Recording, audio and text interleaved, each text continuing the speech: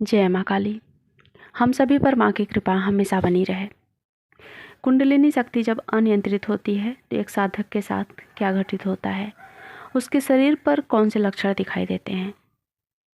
सबसे पहले आप ये जानिए कि कुंडलिनी शक्ति आखिर होती क्या है।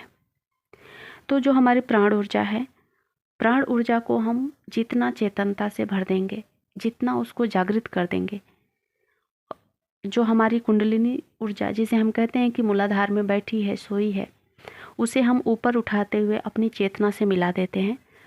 उस समय उस स्थिति को कहा जाता है कि कुंडलिनी शक्ति, कुंडलिनी ऊर्जा पूरी तरह से जागृत हो चुकी है।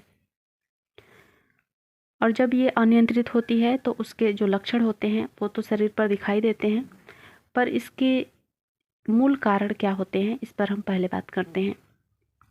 जब हमारी कुंडलिनी शक्ति बुद्धि चक्र तक पहुंचती है, वहाँ पर जाकर कुछ साधक जो गलतियाँ करते हैं, कुछ अनजाने में हो जाती है, कुछ जानबूझकर हो जाती है।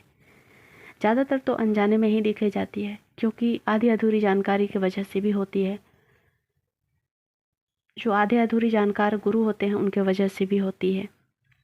तो जब साधक की जो ऊर्जा है वो विशुद्धि चक्र पर गई और कुछ गलतियाँ हुई तो वो वापस नाभि में आकर उलझ जाती है। जब हमारी प्राण ऊर्जा नाभि में आकर उलझती है तब शरीर, मन और हमारे जीवन तीनों को प्रभावित करती है। उस उलझती क्यों है? आप ध्यान करते वक्त अगर नशा करते हैं तो ऐसा होता है कि कुंडलिनी भी एक नशा ही है, समझिए। ध्यान एक नशा है। हम अपने शरीर को जितना हमारा तापमान है, जितना हमारे शरीर का ऊर्जा है, उससे अधिक ऊर्जा देने की कोशिश कर रहे हैं। जब हम शरीर को और भी ज़्यादा जागृत कर रहे हैं, अपने शक्ति को बढ़ा रहे हैं, उस समय जब हम गलत चीज़ों का नशा करते हैं, जब आप नशा क्या होता है? भ्रम होता है। यानी कि जब नशा करता है इंसान तो थोड़ी देर तक उसका माइंड शून्य हो जाता है ना। वो अपनी चीज़ों को भूल जाता है, वो क्या है उसको तक भूल जाता है। तो और जब हम कुंडलिनी के ऊपर काम कर रहे हैं तो हमें क्या करना है? हमारे मस्तिष्क को चेतन करना है, जागृत करना है। तो ये दोनों चीज़ें एक साथ नहीं होती हैं। तो जब आप ये साधना में भी हैं और नशा भी करते हैं तो ये चीज़ें हो जाती हैं। दूसरा जो कारण होता है कि अचानक आप अगर ध्यान कर रहे हैं 1 घंटा तो उसको छोड़ देते हैं ध्यान करना। कुछ दिन ध्यान करते हैं, कुछ दिन नहीं करते हैं। कुछ दिन 1 घंटा करते हैं, कुछ दिन कुछ कम करते हैं। इस तरीके से भी ध्यान का अप डाउन होना भी कुंडलिनी को अप डाउन करता है। और काफ़ी लोग हैं जो नियंत्रित नहीं करते हैं इस चीज़ों को और इस पे ध्यान नहीं देते हैं। उनको लगता है कि बस कुंडलिनी जागृत कर देना है कैसे भी करके।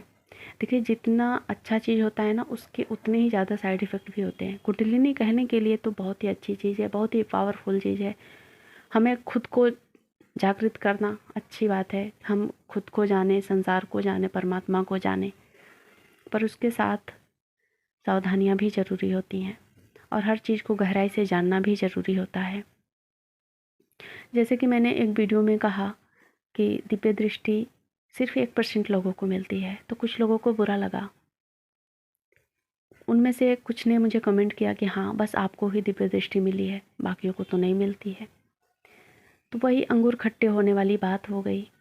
अगर आप उस तरीके से काम नहीं करेंगे अपने ऊपर, अपने साधना में उतनी फोकस नहीं डालेंगे, तो वो आपको रिजल्ट भी वैसा नहीं मिलेगा ना। फिर दूसरों को देखकर या फिर दूसरों की बातों को सुनकर जेलसी फील करना या फिर ये कहना कि हाँ, सिर्फ आपको ही हो सकता है, दूसरे को नहीं, तो ये सब गलत बातें हैं। अगर आपकी चेतना इतनी जागृत हो गई हो तो आप दूसरे के बारे में कभी बुरा ही नहीं बोल सकते, या फिर आप ये बोल ही नहीं सकते कि हाँ, आपकी हो चुकी है, मेरी नहीं हुई, या फिर और किसी की नहीं हो सकती। मैं कभी नहीं कहती कि मेरी दिव्य दृष्टि खुल गई है या फिर मैं बहुत शक्तिमान हूँ। मैं कभी किसी वीडियो में नहीं कहती। मैं तो सब्सक्राइब करने तक नहीं कहती कि आप मेरे चैनल को सब्सक्राइब कर लो। तो जो लोग चेतनता से भरे हैं, जिन लोगों की जागृति हो चुकी है, वो हर बात को समझते हैं और उनको ही सब कुछ मिलता भी है। साधना या फिर ईश्वर का मार्ग हर किसी के लिए नहीं होता। तो इसमें जेलसी, घृणा, गुस्सा जिसके अंदर होगा वो कुछ भी कर ले, वो सफलता नहीं मिलेगी। भले ही आपको इस समय बुरा लगेगा मेरी बातों को, पर ये सच्चाई है। जो तीसरा लक्षण होता है कुंडलिनी अनियंत्रित होने का, वो होता है मंत्र का बदलना। अगर आप ध्यान करते हैं तो ध्यान सिर्फ परमात्मा को पाने के लिए होता है, और अगर मंत्र जाप करते हुए अगर ध्यान करते हैं तो वो सिद्धियों के लिए होता है और कुंडलिनी के लिए होता है। उस समय आप अगर मंत्र जाप कर रहे हैं, एक मान लीजिए आप कृष्णा का मंत्र जाप कर रहे हैं, आप उस मंत्र को छोड़कर किसी और भगवान के मंत्र पर शिफ्ट हो गए।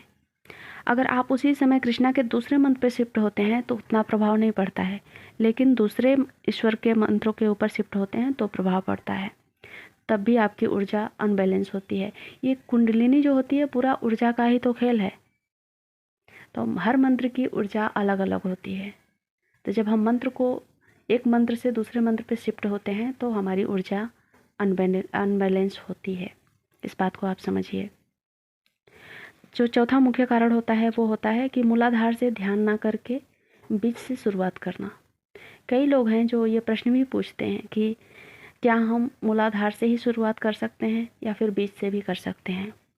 तो जब आप कुंडलिनी के लिए ध्यान कर रहे हैं तो आपको मूलाधार से ही शुरू करना पड़ेगा, है ना। कोई भी चीज़ आप शुरू से शुरू करते हैं तो उसका रिजल्ट भी तो अच्छा आएगा, आपको हर चीज़ की नॉलेज हो जाएगी। बीज से शुरुआत करेंगे तो पीछे की जो बातें हैं वो आपको कैसे कौन सिखाएगा और कैसे सीख पाएंगे। तो जब आप ये चीज़ें करते हैं, ये जो मुख्य 4 चीज़ें मैंने बताई हैं उस पर आप ध्यान रखकर और कुंडलिनी जागरण के तरफ बढ़ते हैं तो आपको शायद समस्याएं नहीं आएंगी। उसके साथ ही जो गलत गुरु होते हैं उनके वजह से भी होता है, गलत शिक्षाएं देंगे आपको, पैसे के भ्रम में डालेंगे, पैसे आप भरते रहो, उनके यहाँ जाते रहो, या फिर शक्तिपात के जरिए भी कभी कभी लोग कुंडलिनी जागृत करवाते हैं, दिव्य दृष्टि को खोलने की कोशिश करते हैं, तो भी अनबैलेंस हो जाती है ऊर्जा। क्योंकि वो ऊर्जा तत्काल हमें एकदम मान के चलिए 1000 वाट की क्षमता है हमारे शरीर को सहने की, और 2000 वाट के झटके लगेंगे तो हमारा शरीर निश्चित रूप से सह नहीं पाएगा, कुछ तो होगा। तो ये चीज़ें होती हैं। अब हम लक्षण की बात करेंगे तो शरीर में कुछ लक्षण होते हैं जो हमें दिखाई देते हैं, और ये हमें पता लगता है कि हमारी कुंडलिनी जो ऊर्जा है वो अनियंत्रित हो चुकी है। तो जो लक्षण आते हैं उसमें आता है शरीर का सूख जाना पूरी तरह से, जो शरीर हेल्दी हुआ करता था वो एकदम सूख जाता है, या फिर अचानक से लोगों के अंदर मोटापा बढ़ जाना। ये दोनों ही चीज़ें होती हैं। ज़्यादातर शरीर सूखने का जो लक्षण है वो देखने को मिलता है कुंडलिनी अनियंत्रित होने के बाद। रीढ़ की हड्डियों में दर्द होना, सर में दर्द होना, और सर में गोल गोल घूमते हुए दर्द होना, नॉर्मल दर्द नहीं होना। एकदम से ऐसा लगेगा आपका सर उड़ जाएगा, फट जाएगा, ऐसा दर्द होना। शरीर में कभी कभी ज़ोर से वाइब्रेशन होना, एकदम से पसीने आ जाना, एकदम से घबराहट हो जाना, ये सारी चीज़ें होती हैं।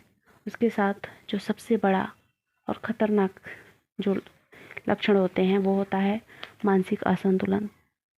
साधक का मानसिक स्थिति खराब हो जाता है। कहने के लिए ये सिर्फ नॉर्मल सी बात है, सुनने में तो लगेगी कि हाँ मानसिक स्थिति खराब हो गई, लेकिन खराब हो जाने के बाद उसका पूरा जीवन बर्बाद हो जाता है। और ये सब होता है सिर्फ कुंडलिनी की चाह में। चाहना अच्छी बात है, पर उसकी पूरी जानकारी के साथ उसको पाना ये अच्छा होता है। जब हमारे कुंडलिनी शक्ति उलझती है, इधर उधर दौड़ती है, तो ये सारी चीज़ें हमारे शरीर में होती है। उसके साथ ही जब हमारा मानसिक असंतुलन होगा, हमारे शरीर पर प्रभाव पड़ेगा, तो निश्चित रूप से हमारी आर्थिक स्थिति भी खराब हो जाती है। तो ये वीडियो आपको डराने के लिए नहीं है, आपको सतर्क करने के लिए है। तो प्लीज़ इसको नेगेटिव वे में ना लें। मेरा कोई पर्पज़ नहीं है कि किसी को डराओ या फिर साधना से भटकाओ। आप ज़रूर कोशिश करें, कुंडलिनी बहुत अच्छी बात है, बहुत ही फ़ायदेमंद चीज़ है। अगले वीडियो में मैं इसके फ़ायदे भी बताऊंगी, पर उसकी सही जानकारी और सही नॉलेज होने के साथ आप शुरुआत करते हैं तो आपको निश्चित रूप से आप परमात्मा से मिलेंगे, आपको वो सारी सुख सुविधाएं भी मिलेंगी, उसका फल भी मिलेगा। जय माँ काली।